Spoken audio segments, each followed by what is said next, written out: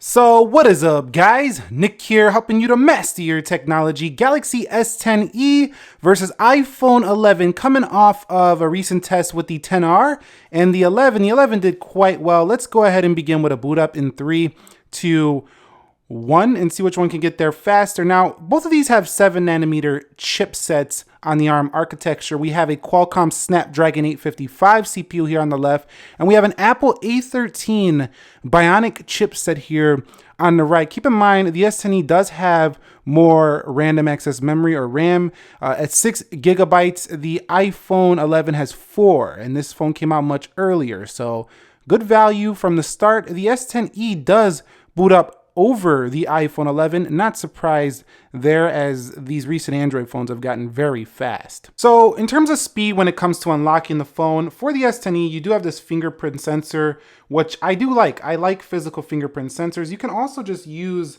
the phone like that and look at the camera to unlock, although that's pretty easy to fool, and I wouldn't use that if you care a lot about the security of your phone. For the iPhone 11, you could see Face ID is fast as ever, and it works very well with third-party authentication. Now for the S10e, you will authenticate all of your applications usually with that fingerprint sensor. So yeah, the S10e very fast with its form. It's just a different way to unlock, and the iPhone 11 doing very well as well. In terms of getting in, there's not a big deal of difference, but I think the S10e is a little bit faster to actually get into the phone, because you don't actually have to do any swiping. You can just look at the device and it'll go in. So that's pretty convenient, although not the most secure.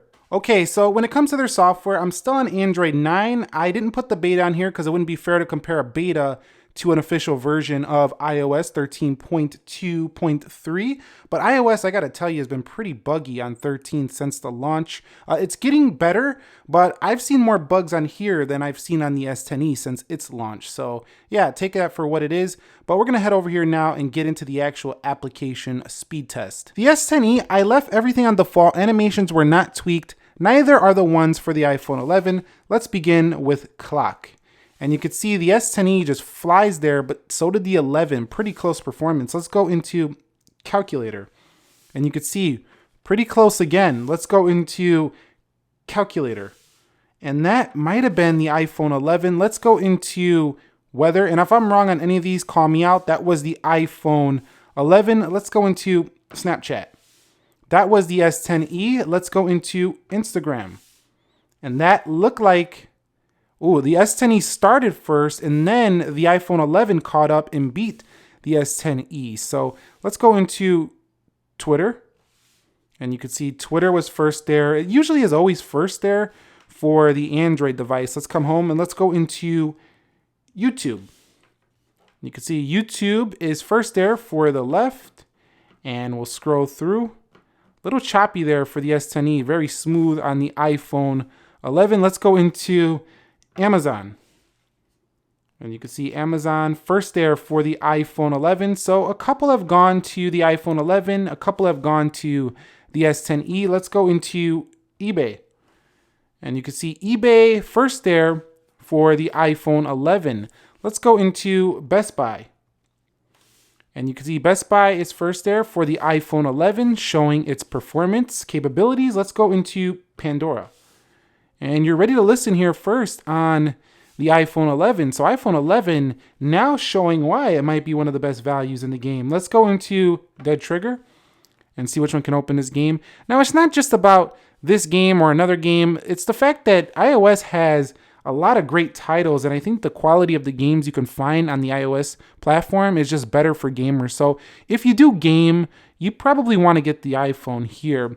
Although, if you don't game all that much, there's still a lot of great titles on the S10e as well. Both of them do have very good performance though. I find the iPhone 11 to have better battery life in this section. And let's go into PUBG Mobile and see which one can load this game up first. And looks like the iPhone 11 is clearly in the lead. So S10e started out really good in this initial test, but it looks like the 11 is going to take the win over the S10e. We're already in the match.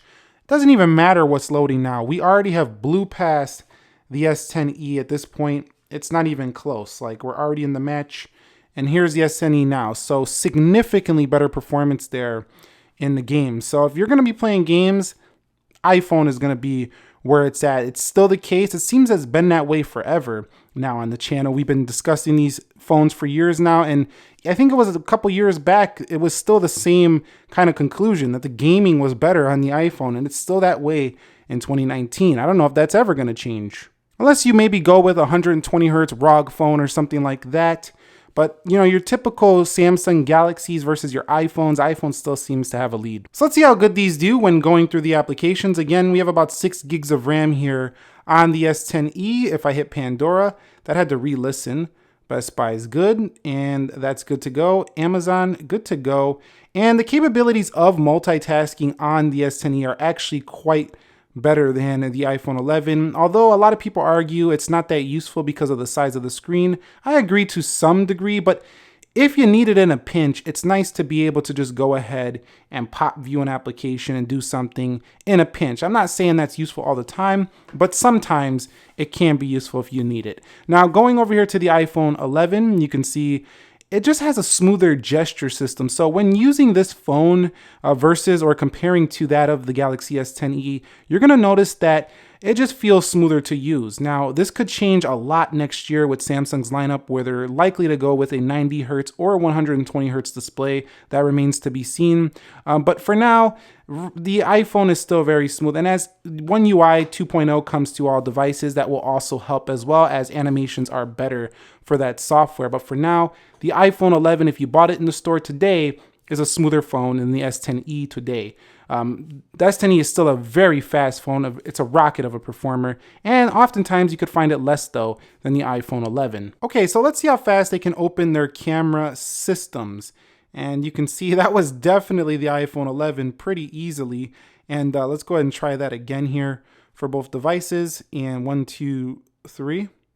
A little faster there for the S10e this time, but still the iPhone 11 opened that application faster. Now, if we take a photo, you can see the shutter is still a little faster on the iPhone as well. If we hold down, you get a video. If you go to the left, you get a burst, and you can see bursting very close on both, but I still think the iPhone has the fastest shutter speed on any smartphone. So yeah, I would say it's a little bit faster of a camera experience on the iPhone 11, but in terms of the quality of results, they're also probably a little bit better. I've seen on the iPhone 11, but that wide angle is a little bit sharper for the S10e, and it's also a little bit wider than that of the iPhone 11. So keep that in mind. Also, they both can do 4K 60 on the rear, so these are pretty competitive in camera. Okay guys, so we're gonna run a synthetic benchmark here on Geekbench 5, which is going to test the performance on both of them. I'll be back when these guys are done, and we'll see which one does better on the scores. Okay guys, so the final Geekbench 5 scores are in, and you see that it's a crushing victory for the iPhone 11. And in the real world, you've seen that the iPhone 11 was slightly faster in a lot of aspects, but you got to take these scores at face value because the S10e is one of the most powerful Samsung phones ever with a Snapdragon 855, 6 gigs of RAM, and sacrificing the higher resolution gives it a performance like nothing you've seen before on a smaller Samsung phone. So yeah, it's a pocket rocket here in the S10e. But the iPhone 11, I think, does have a little bit better of a CPU, and it's a little bit faster in the day-to-day use and a little bit smoother right now. But that could change with the One UI 2.0 on the S10e. We'll see how that performs later on when I get this thing on the official version. So I don't think there's enough here to make a difference in your purchasing decision in terms of their speed. But if you do want Apple in their software and their ecosystem, you'll be happy here. If you want Samsung, their software and their ecosystem, you'll be happy here. So if you enjoyed the video, click the thumbs up, subscribe if you haven't already. Nick here helping you to master your technology. Be sure to be well, and peace.